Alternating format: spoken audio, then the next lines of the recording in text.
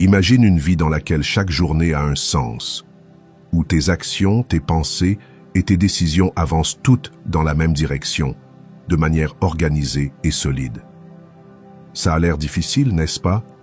Mais les stoïciens savaient qu'en l'absence d'ordre, la vie finit inévitablement par s'effondrer. Sans plan, chaque problème te submerge, chaque distraction te vainc et chaque émotion te domine. Ce n'est pas un hasard si les grands philosophes insistaient tant sur la discipline et l'organisation.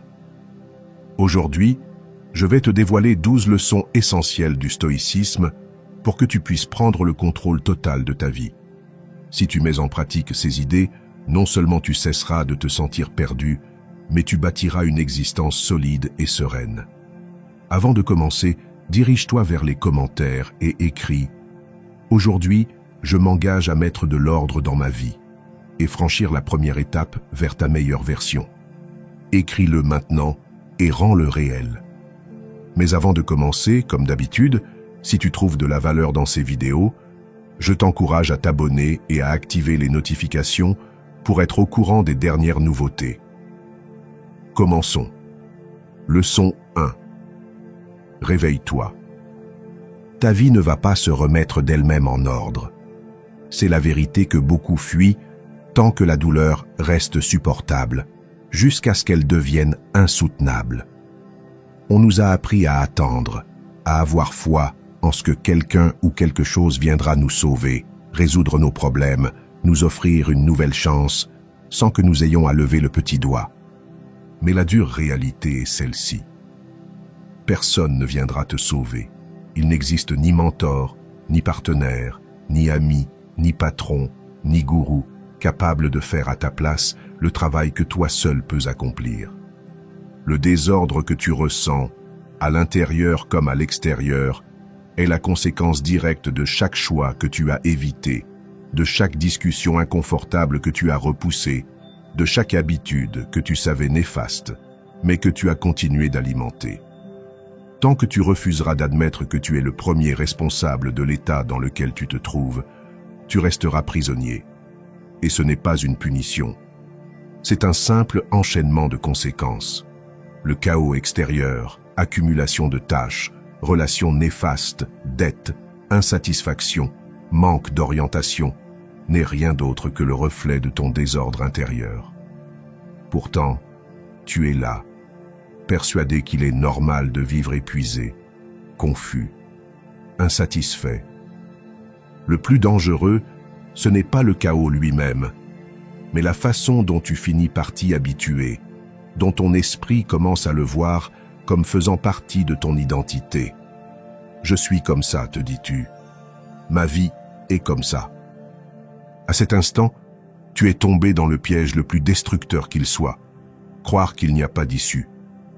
Pourtant, il y en a une, mais elle n'est ni confortable, ni rapide, ni magique. Le premier pas n'est pas de dresser des listes, ni de lire plus de livres, ni d'attendre que cette phase passe. Le premier pas, le plus brutal de tous, est d'assumer la responsabilité totale de ta vie. Pas en partie, non, entièrement. J'en suis le seul responsable. Tout ce que tu as toléré, tout ce que tu as permis, tout ce que tu as laissé croître en manquant d'agir, est là où c'est parce que tu l'as laissé faire. Oui, admettre cela peut faire mal, mais c'est aussi libérateur, car si c'est toi qui l'as créé, c'est toi qui peux le changer. Marc Aurèle le savait lorsqu'il écrivait que le bonheur de ta vie dépend de la qualité de tes pensées et que cette qualité dépend du niveau de responsabilité que tu es prêt à assumer. Tu ne peux plus continuer à blâmer tes parents, ton passé, le système, ton ex, la météo, le trafic ou l'algorithme. Le jour où tu cesseras de pointer du doigt à l'extérieur pour regarder en toi, ce jour-là, tu commenceras à récupérer ton pouvoir. Comment savoir si tu es enlisé dans le chaos? Observe tes symptômes. Je ne parle pas de maladie, mais de signaux évidents. Tu remets tout à plus tard.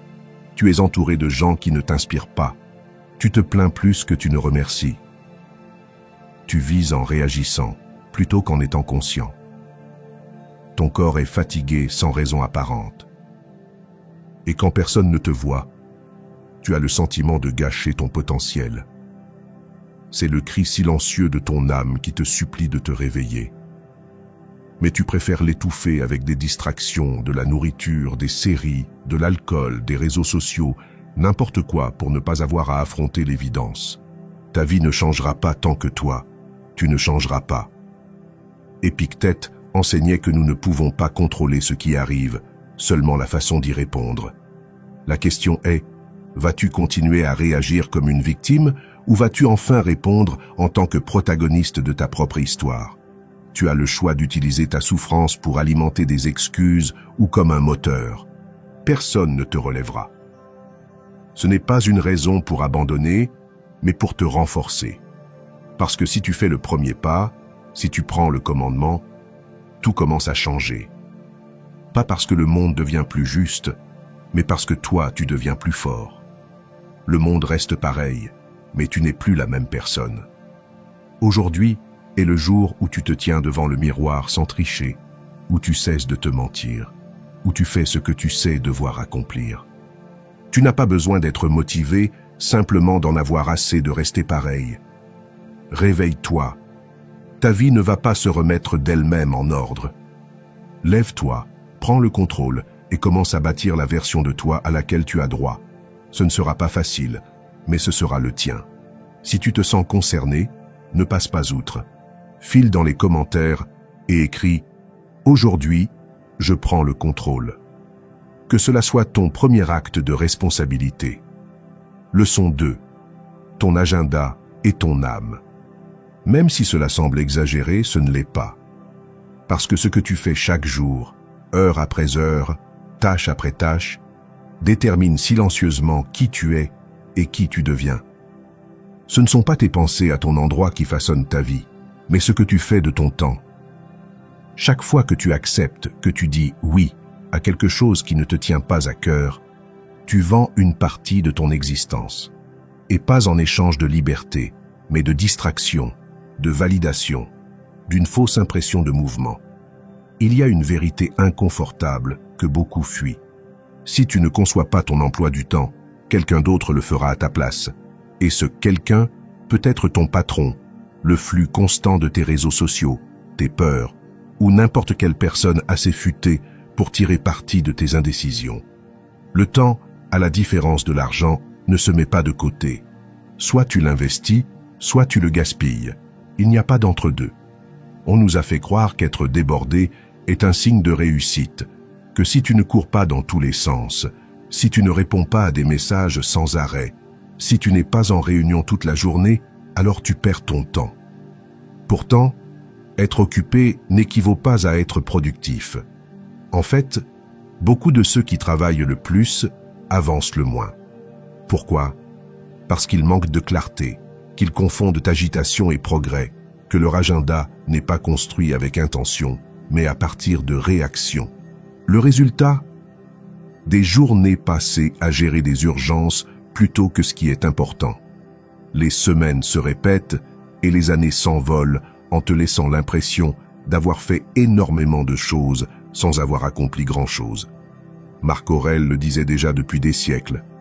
N'agis pas comme si tu devais vivre 10 000 ans. La mort te talonne. Autant que tu respires, autant que c'est possible. Sois bon envers toi-même. Être bon envers toi-même suppose de respecter ton temps. Ton calendrier ne devrait pas être une prison, mais le reflet de tes priorités les plus profondes. La plupart des gens ne programment pas leur journée, ils la subissent. Ils se lèvent, puis consultent immédiatement leur téléphone, offrant au monde un accès direct à leur attention. Dès là, tout se fait en roue libre. Ils bondissent d'une tâche à l'autre sans intention, réagissent aux urgences, repoussent l'essentiel et finissent épuisés le soir, insatisfaits. Cela te parle? Alors tu as besoin de plus qu'une liste de tâches. Tu as besoin d'une philosophie de vie appliquée à la maîtrise du temps. Cela commence par une question d'une sincérité implacable. À quoi ressemblerait ma journée si je me respectais vraiment? Si tu considérais à sa juste valeur ton énergie, ton esprit, tes rêves, à quoi dirais-tu oui et à quoi dirais-tu non? Concevoir un planning qui fonctionne pour toi ne consiste pas à le surcharger d'activités, c'est apprendre à choisir avec conscience. Il s'agit de donner la priorité à ce qui te rapproche de la vie que tu désires bâtir et de supprimer sans culpabilité ce qui fait simplement remplissage. Parfois, la meilleure manière d'être productif, c'est de déterminer tout ce que tu ne feras pas. Commence modestement. Bloque des moments pour réfléchir, créer, prendre soin de ton corps. Protège ces plages horaires comme si elles étaient sacrées, parce qu'elles le sont. Ce qui n'est pas inscrit à ton agenda n'est pas inscrit dans ta vie. Désirer du temps rien que pour toi ne suffit pas. Tu dois le planifier, lui faire de la place. Et oui, il te faudra apprendre à dire non, sans justification inutile, ni te sentir coupable. Chaque non prononcé depuis le respect de toi-même est un oui à ta paix, à ta concentration, à ton évolution. Épictète enseignait que la liberté ne consiste pas à pouvoir faire ce qu'on veut, mais à ne pas être esclave des désirs d'autrui. Dire non n'est pas égoïste, c'est faire preuve de conscience. Car si toi tu ne défends pas ton temps, personne ne le fera à ta place. Ta vie est faite de tes journées. Tes journées sont faites d'heures, et tes heures sont faites de décisions. Si tu ne décides pas, d'autres le feront pour toi, sans se soucier de ton intérêt. Reconnais-le, ton agenda n'est pas qu'une simple feuille ou une application, c'est ton âme tracée en minutes. Chaque case vide est une opportunité, chaque engagement est une promesse, et chaque jour que tu vis sans intention est un jour perdu qui ne reviendra pas. Si tu es prêt à cesser de réagir pour commencer à concevoir, va en commentaire et écris. Aujourd'hui, je deviens l'architecte de mon temps. Ce sera la première étape pour reprendre en main ta vie. Leçon 3. Des rituels qui te sauvent la vie. Ce n'est pas de l'exagération. Ces petits moments, censément insignifiants au début et à la fin de ta journée, déterminent si tu bâtis ton existence avec intention ou si tu la subis en mode pilote automatique. Les 30 premières minutes après ton réveil et les 30 dernières avant de dormir sont sacrées. Ce sont les portes par lesquelles entre l'énergie qui façonne ta journée ou le chaos qui la détruit. Ce que tu fais au réveil n'est pas un détail. C'est une déclaration. Tu dis au monde et à toi-même qui est aux commandes. Et si ton premier réflexe consiste à allumer ton téléphone, à te plonger dans tes messages, les infos, les réseaux ou les urgences en attente, tu viens de céder le gouvernail de ta vie à des forces extérieures. Tu as abdiqué ta clarté mentale avant même de prendre ton premier café. La même chose se produit le soir. Si tu termines ta journée les yeux rivés sur un écran, absorbé par des informations inutiles, dans la comparaison ou en fuyant le silence avec des distractions, tu clôt la journée avec un mental saturé et un corps agité. Tu ne te reposes pas, tu te contentes de fuir. Les stoïciens savaient que tout commence dans les détails. Marc Aurèle commençait ses journées en se rappelant qu'il était fait pour agir avec vertu et non pour céder au confort de désirs éphémères.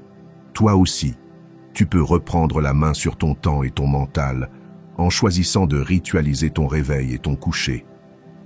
Il ne s'agit pas de calquer une routine parfaite issue d'un livre, mais bien de concevoir tes propres rituels, en accord avec tes aspirations, ce que tu veux cultiver. Peut-être s'agira-t-il d'écrire tes pensées avant que le tumulte du monde ne vienne les étouffer. Peut-être liras-tu quelque chose qui enrichisse ton esprit, respireras-tu en silence et tireras-tu ton corps dans le respect, ou simplement regarderas-tu par la fenêtre pour te souvenir que tu es vivant. Le soir, tu peux avoir besoin de mettre par écrit ce que tu as appris, de remercier pour ce qui s'est passé, ou simplement d'observer tes ressentis sans juger. Clore ta journée avec intention, comme on baisse le rideau, en sachant qu'il y aura une nouvelle représentation le lendemain. Ce genre de rituel ne se contente pas d'apaiser l'esprit. Il forme le cerveau à trouver l'ordre au milieu du chaos. Le problème, c'est que nous avons sous-estimé le poids du quotidien. Nous pensons qu'il faut une révélation ou un retournement monumental pour changer de vie, alors qu'en réalité, ce sont les petits gestes répétés avec conscience qui lui donnent forme. Ces premières et dernières décisions de la journée ont un effet domino.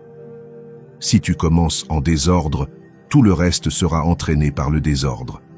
Si tu termines dans l'agitation, tu ne te reposes pas et tu entres dans la répétition de l'anxiété le lendemain.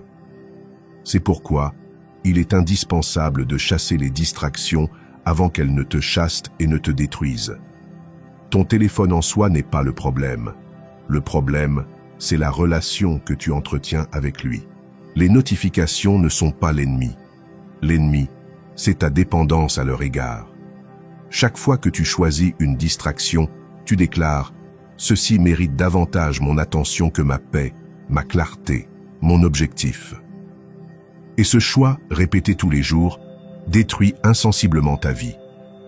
Tu ne pourras prétendre à une existence riche si tu ne domines pas les premiers et les derniers actes de ta journée. Le reste varie. Travail, relations, responsabilités. Mais ces deux moments, le lever et la clôture, doivent t'appartenir. Être sacré, non négociable. C'est là que tu sèmes la graine de la présence, du calme et de la concentration. Conçois ton propre système de rituels personnels. Ne copie pas celui d'un autre. Demande-toi, de quoi ai-je besoin pour commencer ma journée en paix?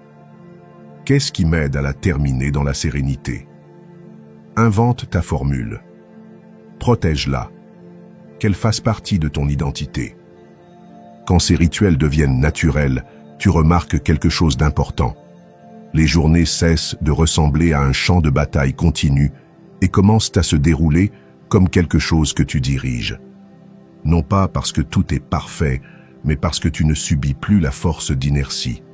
Si tu es prêt à cesser de survivre à tes journées pour commencer à les vivre dans un but précis, va en commentaire et écris « À partir de maintenant, mes rituels sont sacrés ». Que cela marque le premier pas pour exercer le contrôle là où tout commence réellement, tes matins et tes soirs. Leçon 4. Ton environnement reflète ton esprit. Ce n'est pas une simple métaphore. C'est un fait que tu peux vérifier immédiatement. Regarde autour de toi, ton bureau, ta chambre, ta cuisine, ta voiture. Que vois-tu? Du désordre, du bric-à-brac, des objets éparpillés depuis des jours, des semaines, voire des mois. Rien de tout cela n'est anodin. C'est le prolongement visible de ce qui se passe en toi. Et même si tu essaies de te convaincre que ta créativité a besoin de ce chaos ou que tu rangeras quand tu auras le temps, la vérité, c'est que ce désordre extérieur nourrit ton désordre intérieur. Chaque objet hors de sa place, chaque coin négligé, chaque espace en attente d'une décision indéfiniment reportée épuise ta force vitale insidieusement. Tu ne t'en rends pas compte sur le moment, mais tu le ressens. Un manque de clarté, une forme d'anxiété diffuse, de la fatigue sans motif apparent. Ton environnement sabote ton équilibre émotionnel. Et si tu ne t'en occupes pas, tu demeureras coincé. Le désordre n'est pas qu'un souci esthétique, c'est un problème mental. L'accumulation matérielle est souvent une forme d'évitement. Tu conserves des objets au cas où, des vêtements que tu ne portes plus, des papiers, des archives, des souvenirs qui prennent de la place sans t'apporter quoi que ce soit. Sans t'en rendre compte, tu répètes le même schéma dans tes émotions, tes pensées et tes relations. Tu repousses des décisions, tu accumules des tâches en suspens, tu entretiens des liens qui n'ont plus de sens depuis longtemps. Marc Aurèle disait « La vie d'un homme est ce que ses pensées en font ». Or, comment avoir des pensées limpides si ton environnement crie la confusion? Tu dois prendre les choses en main, pas depuis la rigidité, mais avec lucidité. Les approches minimalistes ne sont pas une simple mode, ce sont des outils pratiques pour retrouver ton attention. Il ne s'agit pas de tout jeter, mais de ne conserver que ce qui compte vraiment. Le premier pas est simple mais puissant. Choisis un petit espace, ton bureau, ton sac ou un seul tiroir et débarrasse-le avec intention. Pour chaque objet, demande-toi, cet objet m'apporte-t-il une réelle valeur ou fait-il juste occuper l'espace? En ai-je réellement besoin ou est-ce que je le garde par inertie? Fais-le sans culpabilité, avec fermeté et recommence dans d'autres endroits, un par un. tu ressentiras un soulagement. Non seulement le lieu sera plus agréable, mais ton esprit respirera. Organiser ton environnement est une déclaration silencieuse. Tu te prends au sérieux. Tu décides de ne plus vivre entouré de brouhaha, visuel ou mental, et de créer les conditions pour concentrer ton énergie sur l'essentiel. Tu veux plus de productivité? Commence par l'ordre. Plus de créativité. Libère de l'espace. Plus de paix. Enlève tout ce qui est superflu. L'esprit a besoin à la fois de structure et de liberté. Un lieu bien rangé n'est pas synonyme de rigidité, mais de fonctionnalité, un espace qui te rappelle tes priorités. Il ne doit pas être parfait, mais porteur d'un but. Et cette démarche ne se limite pas au plan physique. Tu dois aussi mettre de l'ordre dans ton environnement émotionnel. Les gens qui n'apparaissent que pour se plaindre, les habitudes qui sapent ta discipline, les routines que tu perpétues par pure habitude. Tout cela occupe également de l'espace, parfois du plus précieux. Tu ne peux pas avancer si tu es entouré de relations sans réciprocité, si tu te nourris quotidiennement d'habitudes qui te détournent de ta meilleure version, si tu tolères des schémas dont tu sais qu'ils ne te servent plus. Épictète l'exprimait sans ambages. La clé consiste à distinguer ce qui dépend de toi de ce qui n'en dépend pas. Ton environnement dépend de toi, tes choix également. Et en ordonnant ton monde extérieur, tu as déjà pris une décision concrète en faveur de l'ordre intérieur. Ce qui t'entoure t'influence plus que tu ne l'imagines. Si, dès que tu entres chez toi, tu sens du poids, du bruit, de la tension, tu n'as pas besoin de plus de volonté, mais de moins de désordre. Supprime ce qui ne contribue pas, objets, personnes, habitudes, et fais de la place pour ce qui t'élève, ce qui te rappelle la personne que tu veux devenir. Un esprit clair correspond à un environnement clair. Et une vie dotée d'une direction claire ne peut s'épanouir au beau milieu du chaos. Si tu es prêt à regagner de la concentration depuis la base, va en commentaire et écris « Aujourd'hui je mets de l'ordre dehors pour guérir dedans ». Fais-le et commence à bâtir un cadre qui reflète la clarté que tu mérites. Leçon 5. Planifier ou périr. Planifier ou périr. Cela peut sonner comme un drame, mais c'est la vérité. Sans planification à long terme, tu es condamné à passer ta vie à éteindre des incendies sans comprendre pourquoi ils se déclarent. Et le pire, c'est que tu as l'impression d'être en mouvement alors qu'en réalité, tu n'avances pas. Tu fais, mais au final, rien ne change. Tu es fatigué, sans te rapprocher de ce que tu veux vraiment. Pourquoi? Parce que tu n'as aucune direction, que tu confonds l'urgent et l'important, parce que tu réagis au lieu de concevoir. Et c'est précisément la conception, la vision, la réflexion stratégique qui transforme une vie agitée en vie pleine de sens. Penser à long terme ne signifie pas renoncer au présent. C'est ce qui lui donne justement un sens.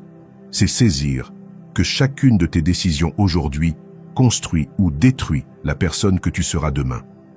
Épictète le résumait clairement. Ne te laisse pas emporter par la situation. Réfléchis aux conséquences. Nous vivons cependant dans une culture qui place l'immédiateté sur un piédestal. La gratification est instantanée, ce qui est urgent est sacralisé, et l'on méprise la planification. Et voilà pourquoi on confond activité et progrès. On se focalise pourtant sur la semaine en cours, sans jamais contempler l'année, ni même la décennie. Ton toi du futur n'a pas besoin que tu sois parfait aujourd'hui. Il a besoin que tu te mettes en route, que tu réfléchisses, que tu fasses des choix avec intention, que tu te demandes « Est-ce que je me rapproche de la vie que je veux ?» Avoir une visée stratégique n'est pas réservé aux PDG ou leaders, mais à tous ceux qui ne veulent pas gaspiller leur vie. C'est s'asseoir avec soi-même et déterminer « Qu'est-ce que je veux réaliser cette année ? Quel serait un vrai pas en avant ? À quoi ressemble pour moi une vie bien vécue ? » Quand tu as un cap, tu le décomposes, tu le découpes pour le traduire en étapes concrètes. Les grands objectifs ne s'atteignent pas par la seule force de volonté, mais par la structure. Les objectifs annuels ne servent à rien si tu ne les transformes pas en actions mensuelles. Et ces objectifs mensuels n'ont de sens que si tu en fais de vraies tâches pour la semaine. Celui qui omet ce travail se retrouve coincé entre l'anxiété de ce qu'il désire et la culpabilité de ne rien faire pour y parvenir, ce qui le paralyse. Segmenter, structurer, décider. Ne le fais pas une fois pour tout oublier juste après. Reviens-y chaque semaine. Ajuste, recalibre. Mais ne vis plus ta vie en mode improvisation, comme si ton temps n'avait pas d'importance. Marc Aurèle, au milieu des guerres et de ses responsabilités impériales, trouvait du temps pour écrire, réfléchir, prévoir. Pourquoi ne pourrais-tu pas en faire autant, toi qui n'es pas encore empereur? La planification ne fait pas que te donner une direction, elle te procure aussi la paix. Elle diminue le bruit, évite de courir sans savoir pourquoi. Et plus importante encore, elle te rappelle que tu n'es pas à la merci du chaos, que tu peux agir avec recul. Penser sur le long terme impose aussi de renoncer à certaines choses. Tu ne peux pas tout faire. Tu ne peux pas dire oui à chaque opportunité, à chaque envie. Tu dois considérer ton énergie comme une ressource limitée, parce qu'elle l'est. Et si tout est important, alors plus rien ne l'est vraiment. Il te faut choisir, te focaliser. Chaque fois que tu dis oui à quelque chose sans y réfléchir, tu dis non à ce qui pourrait véritablement changer ta vie. L'art de planifier est aussi l'art de hiérarchiser, et cela exige du courage, le courage de décevoir les attentes des autres pour honorer ta vision intérieure. Ne confonds pas mouvement et progrès. Être occupé ne signifie pas progresser. Seul celui qui planifie, évalue et rectifie peut certifier « Aujourd'hui, je suis plus avancé qu'hier ». Le reste n'est qu'une illusion de progrès, un épuisement sans lendemain, un effort sans objectif. Planifie ou péris. Pas parce que tout se déroulera comme prévu, mais parce que sans plan, tu te transformes en satellite tournant autour de l'urgence, de l'extérieur, du trivial. Si tu es prêt à cesser d'improviser pour commencer à construire ta vie avec une vraie vision, va en commentaire et écris « À partir d'aujourd'hui, mon futur a un plan ». Ce sera la première étape pour arrêter de survivre et commencer à être le chef d'orchestre de ton existence. Leçon 6.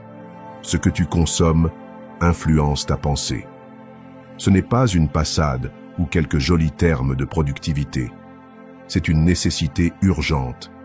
Car même si tu ne t'en rends pas compte, ce que tu consommes chaque jour avec tes yeux et tes oreilles façonne peu à peu ton esprit, ton humeur et ta manière de réfléchir. Je ne parle pas seulement de nourriture, mais aussi de ce que tu vois sur les réseaux sociaux, de ce que tu entends aux infos, de ce que tu lis, des gens à qui tu parles, de tous ces stimuli que tu laisses entrer sans filtre dans ton système nerveux. Nous vivons à une époque où l'abondance d'informations est le nouveau poison. Comme tout poison, il se déguise en plaisir. Tu te sens diverti, informé, connecté. Mais peu à peu, tu deviens plus anxieux, plus dispersé, plus dépendant du bruit. Tu ne le vois pas, mais ton esprit ne se repose jamais. Tu ne supportes plus le silence, et tu ressens le besoin de combler le moindre espace vide par quelque chose, une vidéo, une notification, une opinion étrangère. C'est ainsi que tu perds le plus précieux de tes biens, ton attention. La dopamine est un neurotransmetteur lié au plaisir et à la motivation. C'est lui qui te fait te sentir bien quand tu obtiens quelque chose, quand tu reçois des likes, quand tu fais défiler un flux d'actualité, ou que tu cliques sur des gros titres accrocheurs. Mais si tu n'en as pas conscience, tu deviens esclave de stimuli qui ne t'apportent qu'un plaisir instantané, tout en voilant ta capacité de concentration. C'est pourquoi tu as besoin d'une diète de dopamine. Non pour renoncer à la technologie, mais pour rééduquer ton cerveau à de nouveau apprécier le silence, la lecture profonde, une conversation sans interruption, à travailler sur un projet important sans chercher toutes les 5 minutes une bouffée de nouveauté. Car tant que ton esprit sera saturé de microstimuli, il sera incapable de soutenir son attention sur ce qui compte vraiment. Interroge-toi avec honnêteté. Ce que je consomme au quotidien nourrit-il mon esprit ou le remplit-il simplement de bruit? Lire n'est pas la même chose que défiler sans fin. Écouter une vraie discussion n'est pas la même chose que se noyer dans un flux d'opinions creuses. Choisir consciemment ce que tu laisses entrer dans ton esprit n'est pas la même chose que laisser l'algorithme décider pour toi. Épictète disait « Ce n'est pas ce qui t'arrive qui compte, mais l'interprétation que tu en fais. » Alors si ton esprit est encombré d'absurdités, comment prétendre interpréter la vie avec sagesse? Commence à curer ton environnement numérique. Nettoie régulièrement ta liste de contacts, tes fils d'actualité. Désabonne-toi des chaînes et contenus qui ne font qu'alimenter la plainte, la comparaison, le drame. Tu n'as pas besoin d'être au courant de tout ce qui se passe dans le monde, tout le temps. Tu n'as pas besoin d'avoir une opinion sur chaque sujet tendance. Tu as besoin de clarté, de concentration. Tu as besoin de protéger ton attention, la ressource la plus précieuse du XXIe siècle. C'est pour elle que les grandes entreprises se battent. C'est par elle que les réseaux sociaux tentent de te captiver. Et toi, sans t'en apercevoir, tu gaspilles chaque jour des heures de ta vie dans du contenu qui ne t'apporte rien. Un régime mental conscient suppose de fixer des limites, avoir des moments sans écran, désactiver les notifications à certains créneaux, organiser un cadre qui prime le contenu approfondi plutôt que superficiel. Au début, tu seras nerveux, c'est normal. Ton cerveau a été entraîné à l'hyperstimulation. Mais si tu résistes à l'inconfort initial, quelque chose changera. Tu penseras plus clairement, prendras de meilleures décisions, te concentreras plus facilement et tu deviendras plus maître de toi parce que le bruit aura baissé et que ta voix intérieure sera plus audible. Marc Aurèle n'avait pas Instagram à gérer, mais il savait déjà qu'il faut cultiver son esprit rigoureusement. « L'âme se teinte de la couleur de ses pensées », écrivait-il. Aujourd'hui, on pourrait dire « ton âme se teinte du contenu que tu consommes ». Tu ne peux pas être en paix si tu nourris ton esprit de chaos. Tu ne peux pas avoir de but si tu le gaves de distractions. Tu ne peux pas y voir clair si tu arroses la graine de l'anxiété à coups de dopamine bon marché. Si tu es prêt à prendre le contrôle de ton attention et à commencer une vraie diète mentale, va en commentaire et écris « Je choisis de nourrir mon esprit avec intention ». Ce sera ton premier geste de liberté dans un monde qui veut te garder distrait. Les relations toxiques n'occupent pas d'espace physique, mais créent le même désordre mental. Elles ne prennent pas la forme d'une pièce en désordre, mais induisent les mêmes effets dans ton esprit. Confusion, épuisement, manque de clarté. Ce sont des liens qui passent pour normaux, voire nécessaires, mais qui, jour après jour, grignotent ton énergie, ton estime de toi et ta concentration. Parfois, c'est un ami d'enfance, un membre de la famille, un partenaire ou un collègue, des gens à qui tu consacres du temps, mais pas dans un but de croissance partagée. Ils te maintiennent dans un état de stagnation, non par des cris, mais souvent à coups de micro-messages. La critique constante, déguisée en conseil, le sarcasme qui te rabaisse, le besoin émotionnel omniprésent qui te fait te sentir coupable dès lors que tu prends soin de toi. Et le plus dangereux, c'est que souvent tu ne le remarques que trop tard, lorsque tu es déjà complètement épuisé. Une relation toxique ne hurle pas toujours. Parfois, elle chuchote, manipule, prend l'apparence de la fidélité ou de l'engagement. Or, ton corps le sait. Tu ressens l'anxiété avant de voir la personne. Tu ne parviens plus à être toi-même. Chaque rencontre te vide au lieu de te nourrir. Tu commences à modifier ton comportement pour éviter les conflits, les tensions, pour ne pas faire d'histoire. Ce n'est pas de la connexion, c'est une prison émotionnelle.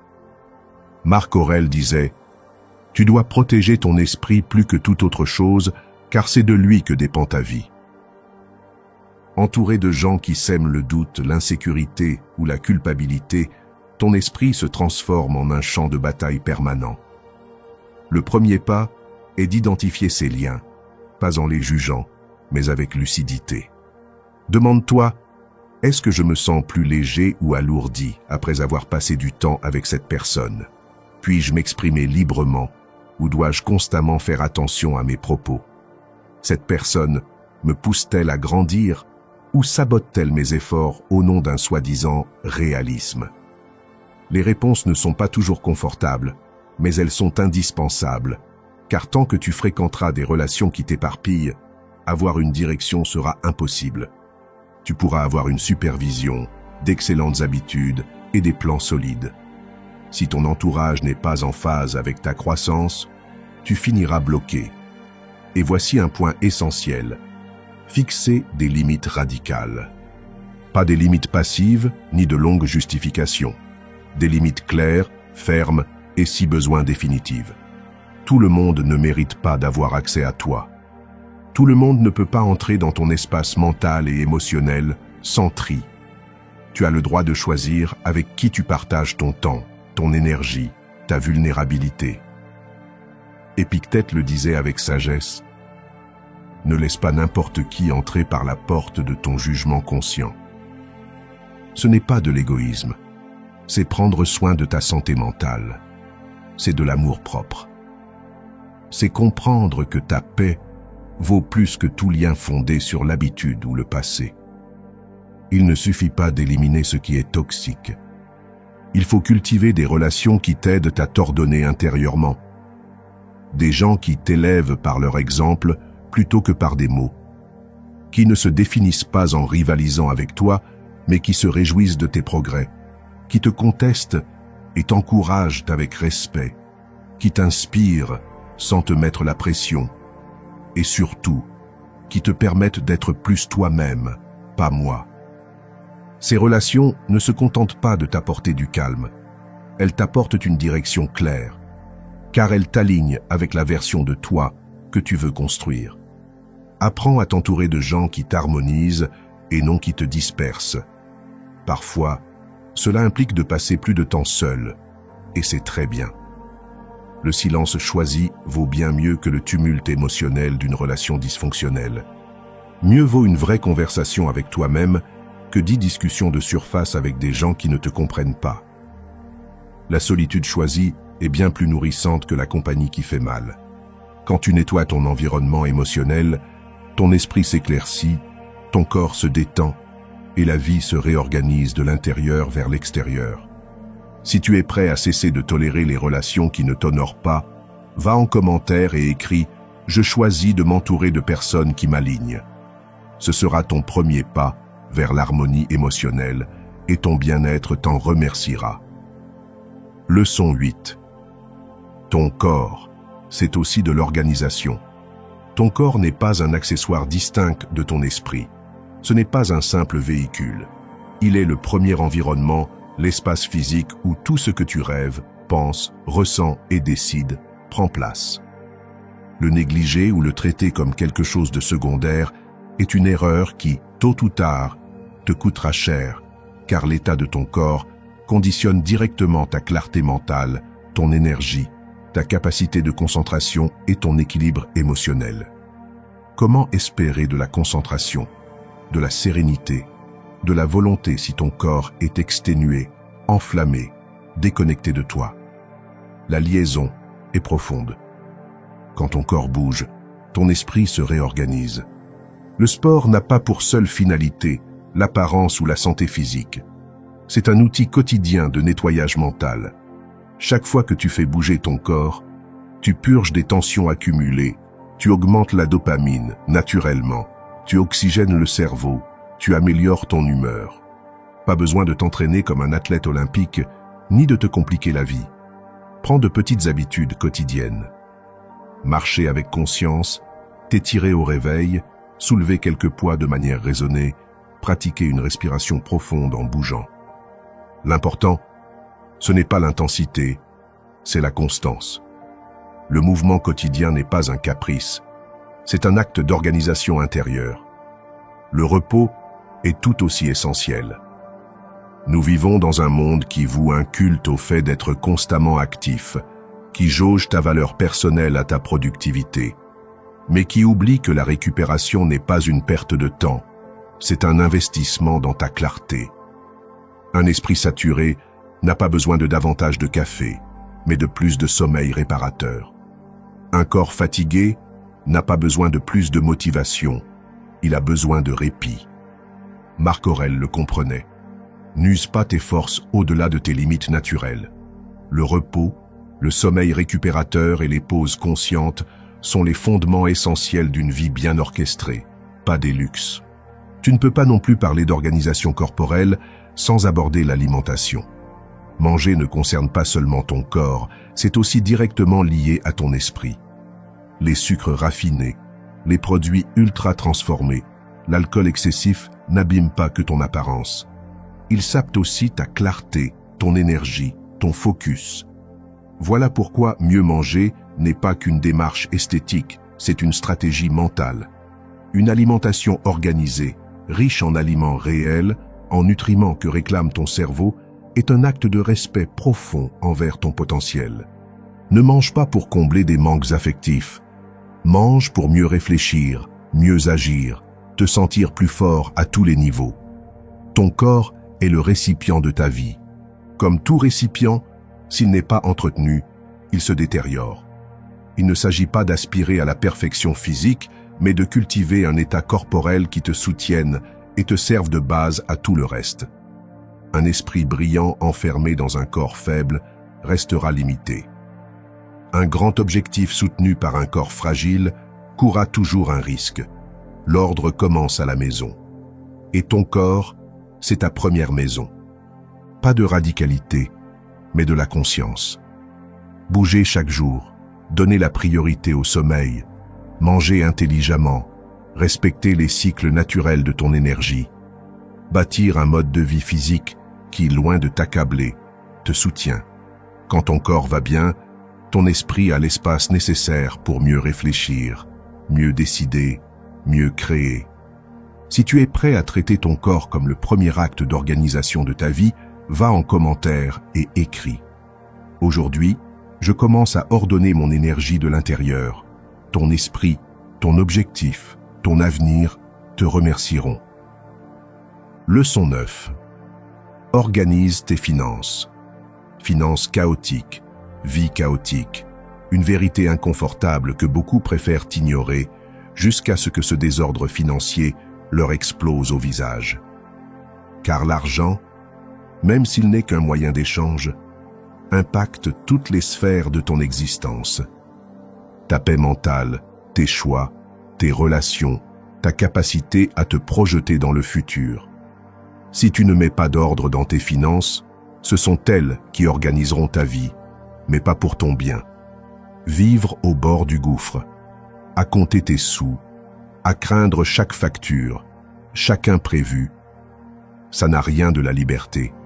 C'est une prison invisible qui te maintient toujours dans l'angoisse, la réaction et la restriction. Et même si tu te dis que tout ne tourne pas autour de l'argent, la vérité est que sans contrôle financier, il est quasiment impossible de maîtriser quoi que ce soit d'autre. La première étape n'est pas de gagner plus, ni de demander une augmentation ou de lancer une start-up du jour au lendemain. La première étape, c'est de construire un système de pilotage financier, même minimal. Savoir ce qui entre, savoir ce qui sort, et savoir à quoi tu dépenses chaque centime. Ce n'est pas palpitant ni glamour, c'est juste de la discipline, c'est du respect pour ton énergie. Chaque pièce qui te passe entre les mains représente une partie de ta vie investie. Si tu ne la gères pas avec soin, c'est ta propre énergie que tu méprises. Marc Aurèle disait qu'il faut traiter son esprit comme un objet sacré. Aujourd'hui, on pourrait y ajouter qu'il faut traiter son argent avec la même vénération, car il reflète ton esprit en acte, qu'il soit ordonné ou brouillon.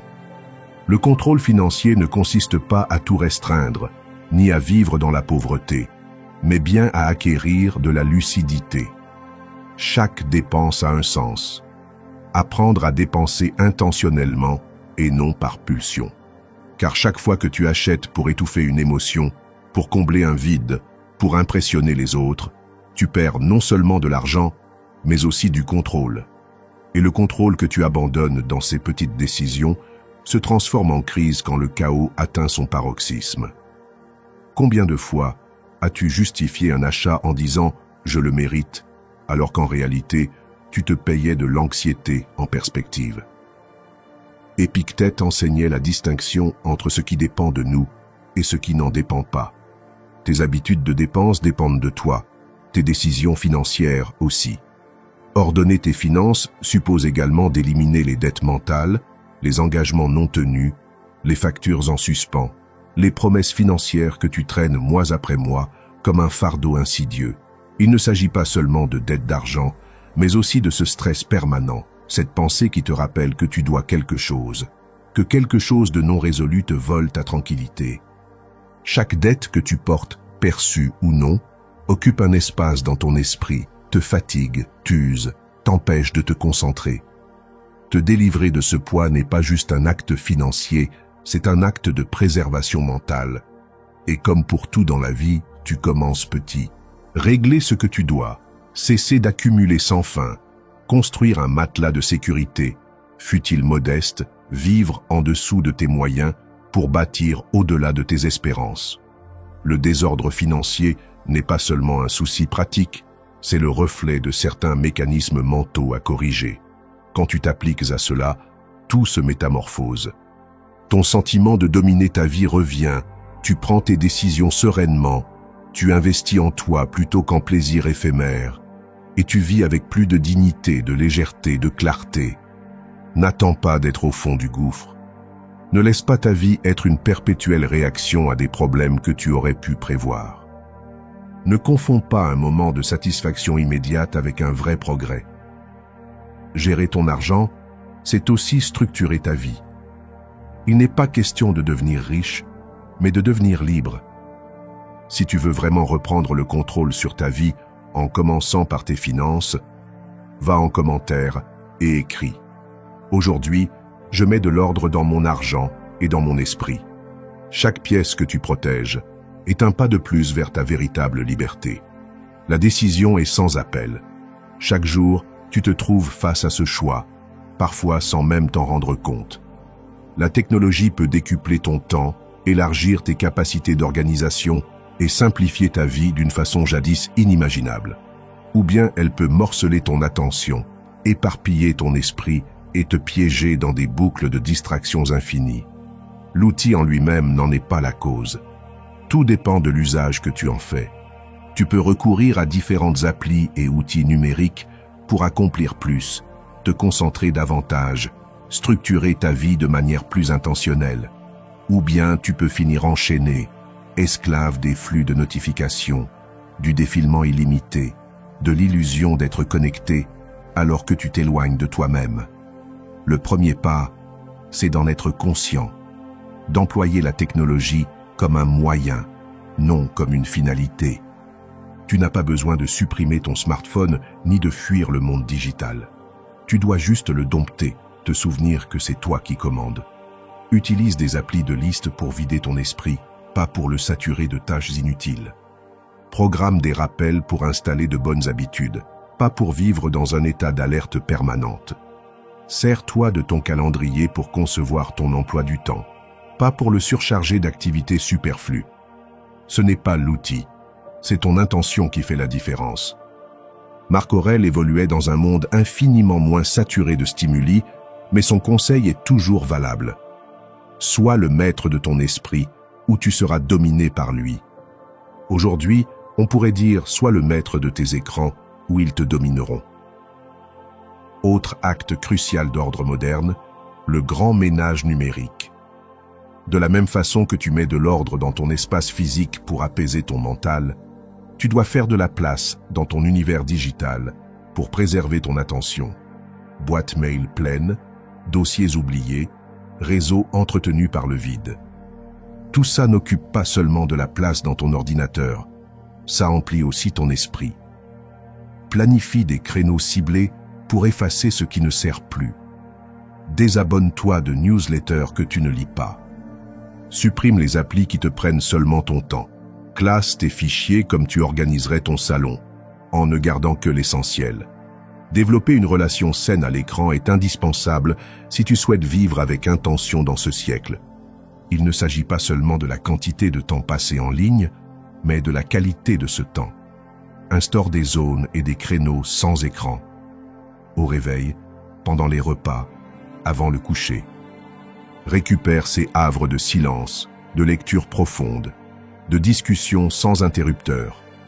Chaque minute passée sans vérifier compulsivement ton téléphone est un acte de rébellion et de santé mentale.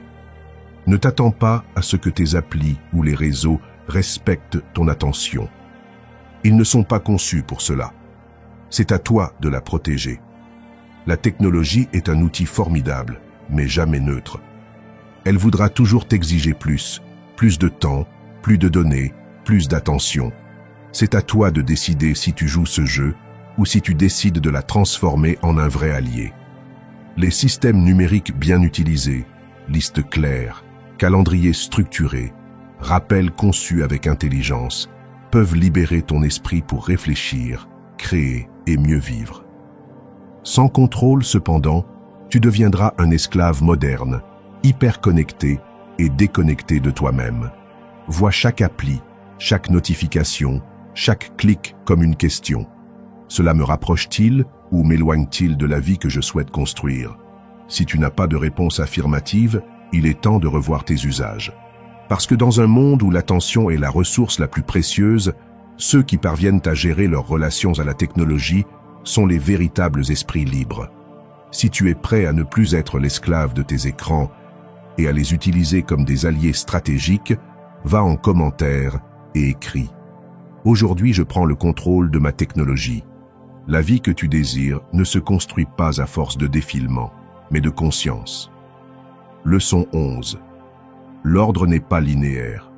Tu peux rechuter, mais ne te brise pas. C'est l'une des leçons les plus dures et aussi la plus libératrice que tu puisses retenir. Peu importe à quel point tu progresses, à quel point tu développes ta discipline, il y aura des jours de recul, de désordre, de fatigue. Tu ne te lèveras pas toujours à l'heure. Tu n'accompliras pas toujours ton plan idéal. Tu ne garderas pas toujours un état d'esprit limpide. Et c'est normal. Tomber n'est pas le problème. Croire que tomber signifie l'échec, voilà le vrai piège. Le chaos véritable ne naît pas de la chute, mais de l'abandon. Tant que tu reviens sur ton chemin, que tu te relèves fois après fois, tu continues de progresser. La vie n'exige pas la perfection, mais une persévérance dans le temps. Accepter les reculs sans baisser les bras est une aptitude déterminante pour la réussite à long terme. Ce n'est pas de l'auto-indulgence ni une excuse, c'est du pragmatisme. Épictète l'enseignait. Ce n'est pas ce qui t'arrive, mais ta manière de réagir qui compte. Quand tu trébuches, quand tu interrompes une série de victoires, quand tu t'écartes de tes habitudes, ta première impulsion est peut-être de te punir, de tout laisser tomber, de déduire que tous tes efforts étaient vains. Cette histoire, c'est un piège. Chaque chute est une possibilité de redémarrer, et les redémarrages délibérés constituent l'un des pouvoirs les plus sous-estimés à ta disposition. Ne cherche pas à te sentir motivé, ni à ce que tout soit de nouveau parfait. Décide tout simplement de repartir dès aujourd'hui avec ce que tu as, d'où tu es. La véritable discipline n'est pas rigide, mais flexible, une structure sans inflexibilité.